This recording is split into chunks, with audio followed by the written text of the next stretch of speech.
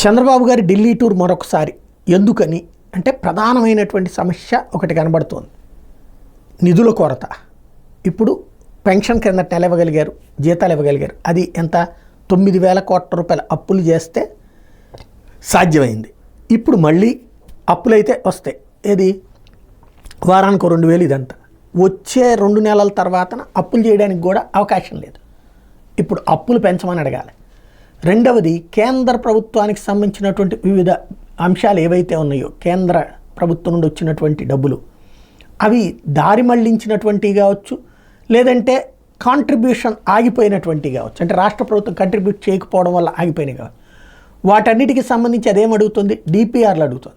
మీరు ఇంతవరకు ఎంత పని చేశారు, ఇంకా ఎంత చేయాలనుకుంటున్నారు ఏంటి అన్నట్టు. అది లేకపోతే మిగతా డబ్బులు రిలీజ్ కావట్లా. దాంతో అదొక సంక్షోభం అయిపోతుంది.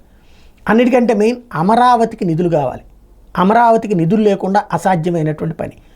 ఇప్పుడు వేలం వేస్తే ఇవాళ బాబుగారు వచ్చాక ఊపు వచ్చింది, కానీ ఆ ఊపు కంటిన్యూటీ ఉండాలి. అంటే ఇవాళకి ఇవాళ వేలం వేస్తే ఓ 10 కోట్ల రూపాయలకి అక్కడ కొంటారనుకుంటే ఓ 1000 ఎకరాలు అమ్మితే ఓ 10,000 కోట్లు వస్తుంది. 4 కోట్లకి అమ్మితే 4,000 కోట్లు వస్తుంది. అప్పుడు దాని మార్కెట్ వాల్యూ పడిపోతుంది. కాబట్టి ముందు ఇది విత్తు ముందా చెట్టు ముందా తరహాలో ఫస్ట్ ఊరు బాగుపడితే అప్పుడు వచ్చి అందరు దిగుతారు.